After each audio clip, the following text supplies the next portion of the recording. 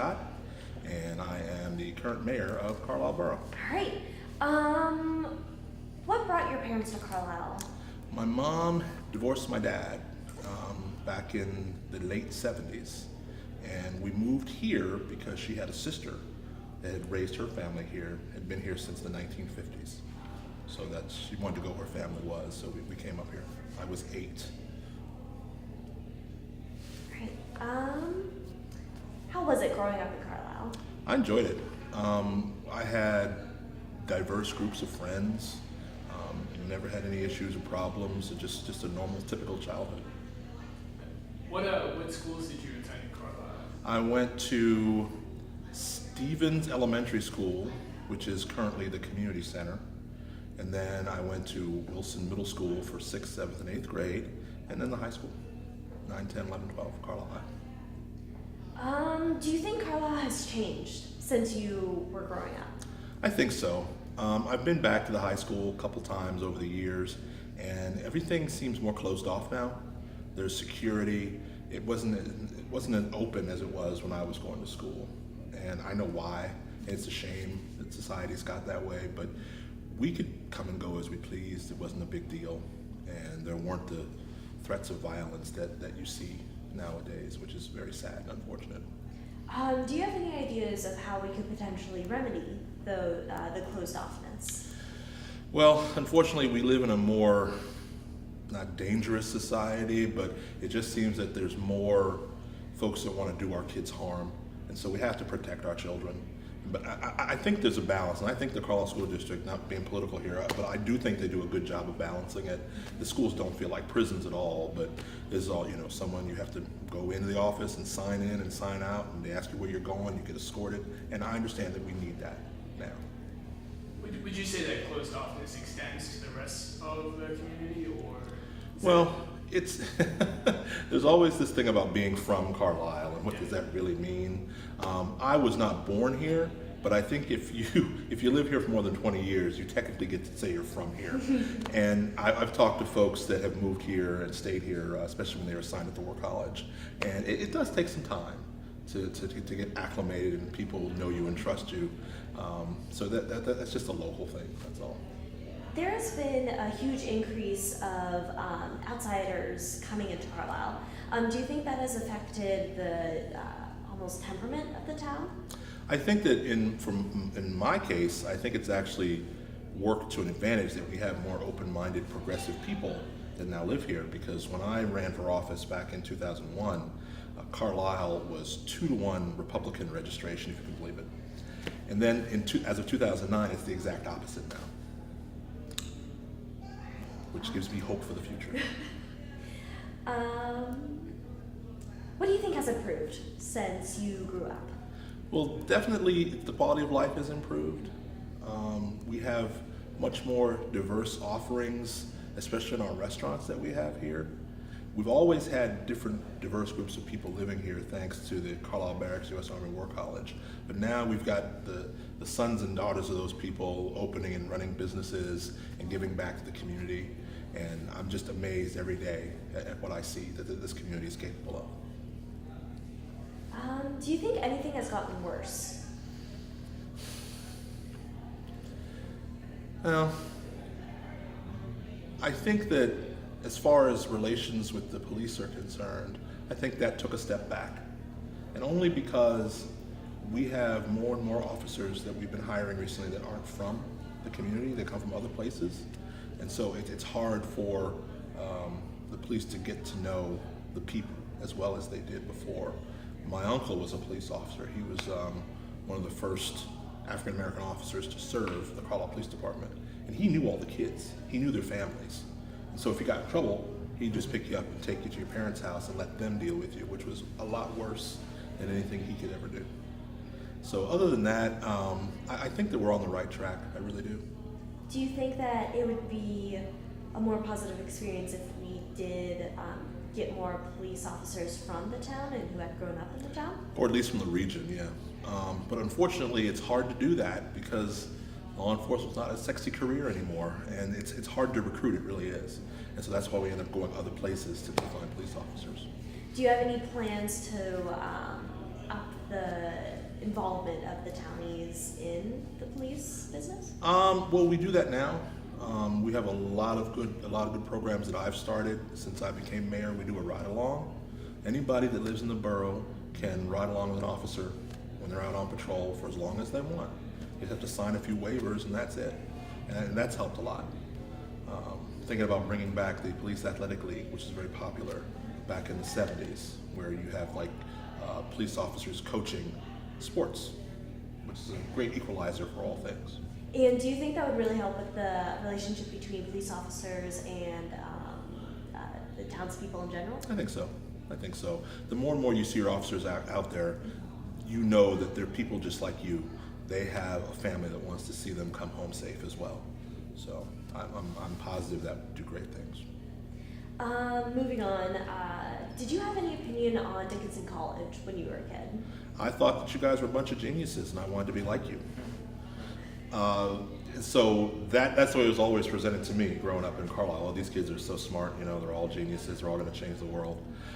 Now I know that some of my colleagues don't feel that way and they've had negative experiences, but that's only because we didn't spend a lot of time together. The only interaction I ever had with college students growing up was we used to use the library because it had so much more advanced resources than the high school library. So we'd come over here and study. Do you think that Dickinson College has become a more integrated part of Carlisle? They're trying. When President Durden was your president, he went out of his way to make sure that the college was involved because as the town rises and falls, so does the college. You don't want to go out and recruit students and have them come to a crappy town. So he believed in that kind of partnership, and I'm always thankful for that.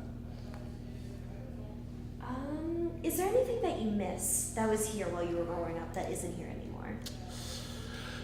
We don't have malls anymore. We have shopping centers. The malls were the epicenter of social life when you were growing up here in Carlisle. Do you remember any specific place that you would hang around? The arcade.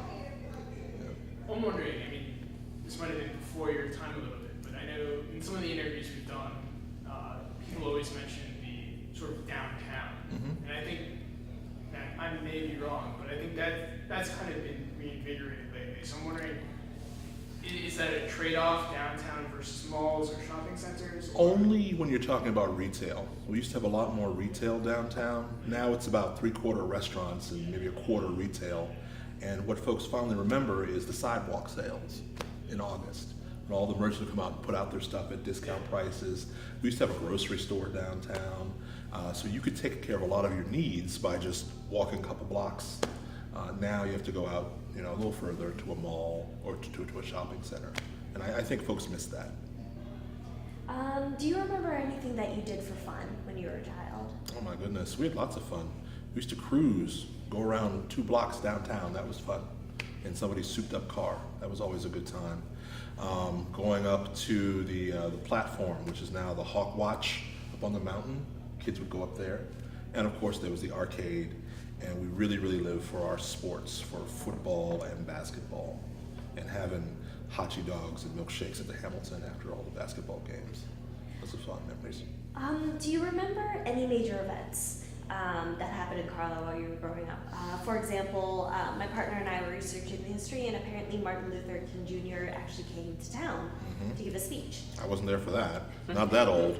But I do remember for anybody growing up in my generation, I was the children of the 80s, it was the 4 back-to-back high school basketball championships that Carlisle experienced from 1984 to 1988.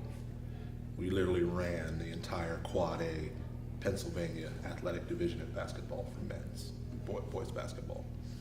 Could you describe what a game would have been like in Carlisle at that time? Oh, a packed field house over at the high school.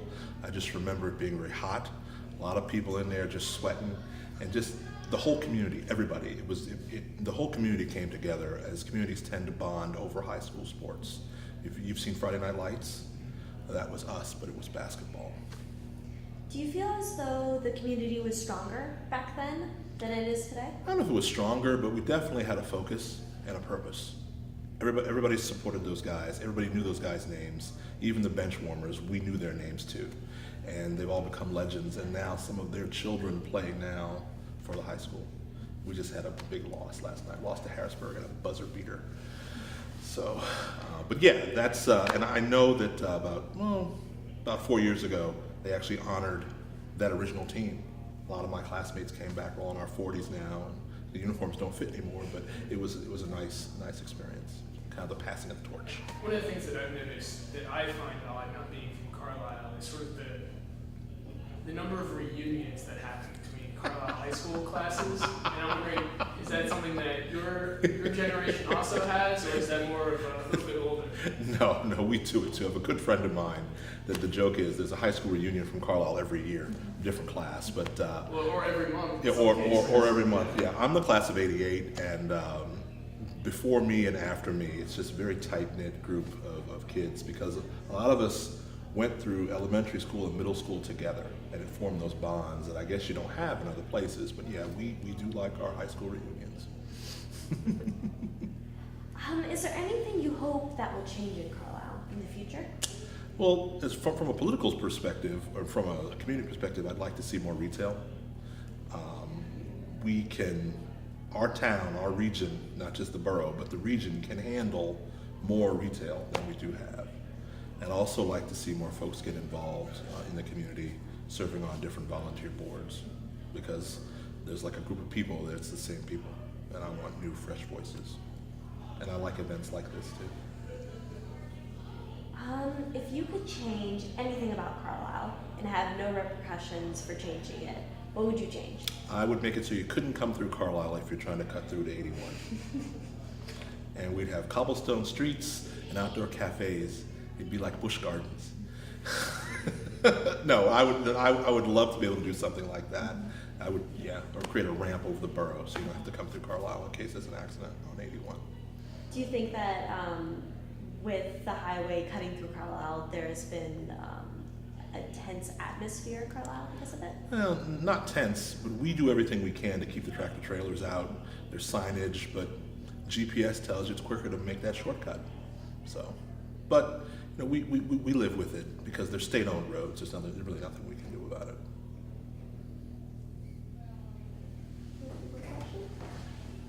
No, I'm just wondering, is there anything that we should have asked but didn't because we didn't know to, or anything you No, want to mention? honestly, I think you guys covered it all. Unless Donnie has a question. Actually, no, I would like to add to it. If you guys are trying to get more involved with the community, there's something called the Amani Festival. You're familiar with that? It's the Peace Festival. Yeah. And one of my mates is actually out there, in one of the booths. But they do everything. It's a very cultivated, eclectic thing. All sorts of musicians, bluegrass, poets, food concessions. It's sort of like a coming together for the community to realize diversity, and that's one of the most beautiful things that I like, and I have friends, who are musicians, comedians, ghostwriters, etc., and I want to get them more involved too. You have kids that are like a little hip hop crew, they come up there, and they do events, and it's a distinguished way of being part of the community. Like, let's say Dickinson wants to feel more at the same wavelength as everybody else, and to cut the tension, between the townsies, as the outsiders say, and basically start communicating with each other, see the similarities. This is something that brings people together. What brings people together? Music, communications, arts, Food.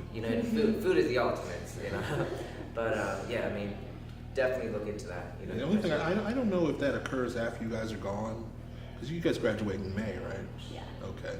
I work at this store. Okay. But yeah, he's absolutely right. They can always use more help, and if you've got an interesting angle, something you'd like to promote, they'd be happy to entertain the idea of a table. So, and I think if it's a community table, it's free. Yeah. I don't think they charge anything. I know we interviewed Charlene earlier, and hopefully we'll get tennis in as well. Yeah, he's right out there. Yeah. If we can send him in. If you'll man the Amani table, he can come in. Yeah, exactly. All right, Okay. let me just cut this feed off. All right. Well, thank you so much. Thank you Thank so you. much, sir. All right, Hopefully, I'll get a copy of it when you're done. Yes, of course. And you'll use some CGI to make it. I'm not that skilled.